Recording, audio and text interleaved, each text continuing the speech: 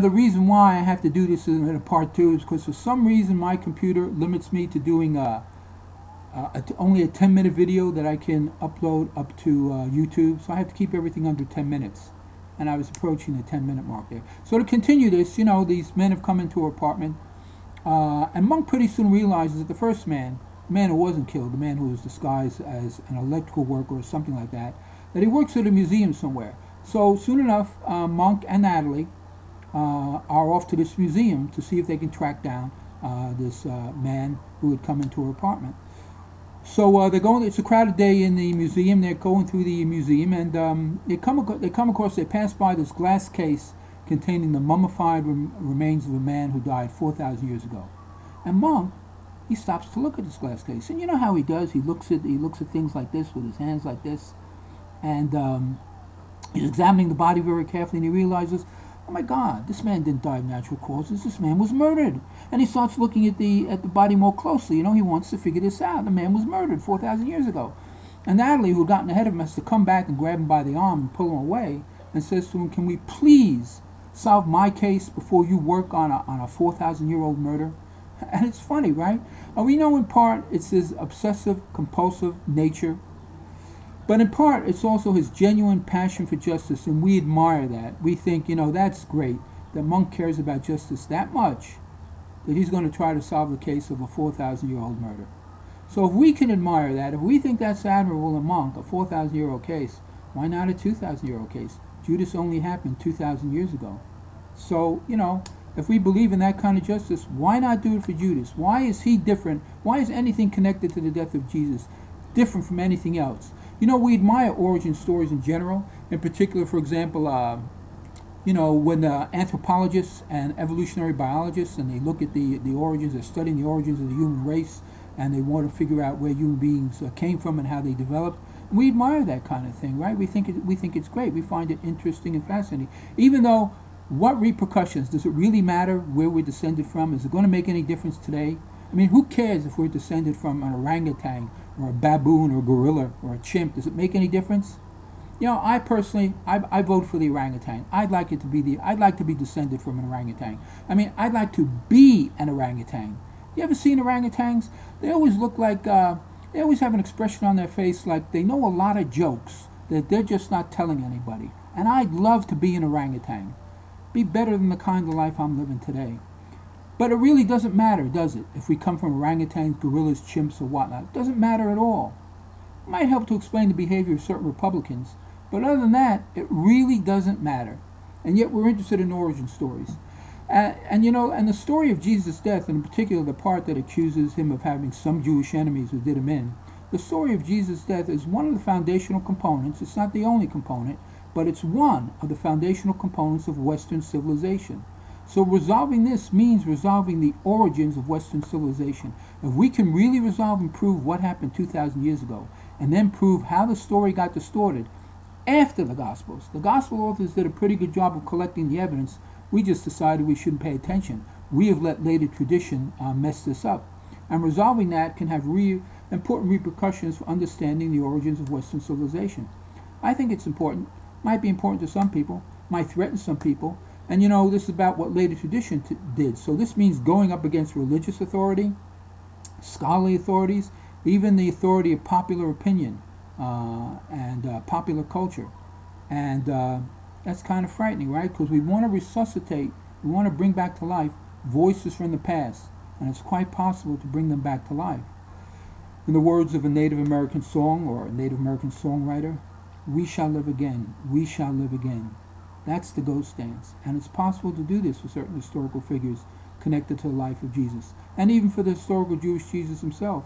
So it's about defeating these powers which have put us in prison.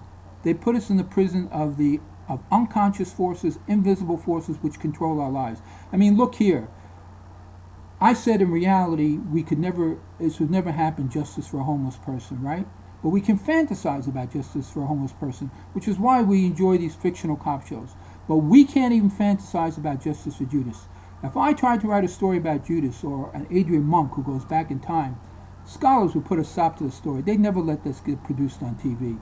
And you could see Adrian Monk examining the evidence, right? You could see Adrian Monk looking at this. And you know why? What he's doing with his right hand and his left hand?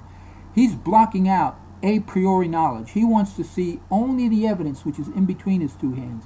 He uses the right hand and the left hand to block out that a priori knowledge so he can get a clear view of the evidence itself. He'd be appalled by the attitude of historical Jesus scholars, New Testament scholars, that the less we see, the more we know.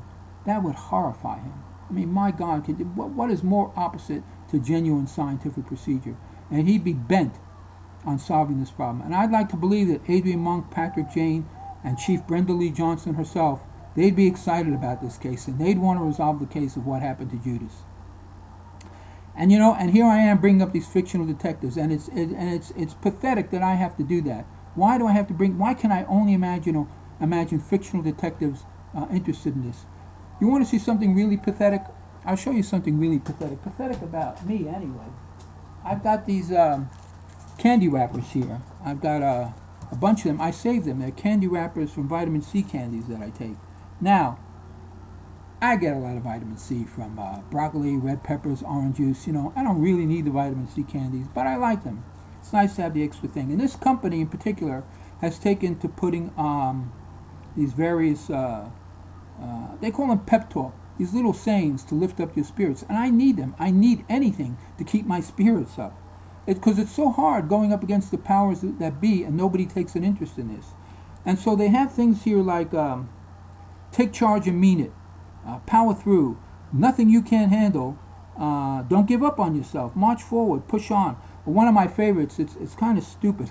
It's turn can do into can did. I mean, it's stupid. It's stupid, but it's pleasantly stupid.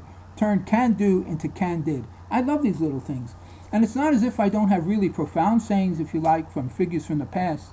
I mean, there's Hillel, for example, who said, in a place where there are no men, strive to be a man. And if that's too sexist for you, you can think of it as, in a place where there are no class acts, strive to be a class act. Or in a place where there are no truth tellers, strive to be a truth teller. That's inspiring. Or here's a saying from, you go back less than 100 years to the 1930s. Here's a German Jesuit who wrote this in a German Jesuit journal in the 1930s. The 1930s, mind you. He wrote, you know, sometimes we have to pursue the truth and search for the truth and speak the truth. Sometimes we have to tell the truth, even if, he said, even if it serves no utilitarian value, no useful purpose. Why? Because not to tell the truth, if you don't tell the truth, then the world suffers a blow, a moral blow, that is harder to recover from than any blow by brute force. I find that saying by that German Jesuit, his name, by the way, was Max Pribilla. I think his last name was spelled Prybilla. You can look him up sometime, Max Pribilla. And I find that terrifically inspiring. And Hillel's statement, in a place where there are no men or no class acts, strive to be a man, strive to be a class act. In a world where academic power, scholarly powers, popular opinion is defeating rational analysis of the Gospels and liberating Judas and Jewish leaders from false charges, stand up and be a man and face that. And I have to cling to these little sayings to give me inspiration for that. That's how pathetic I am. I need this stuff because it's otherwise so hard. I'd like to think that there are real live people out there like Sarah Vowell. I mentioned their names before.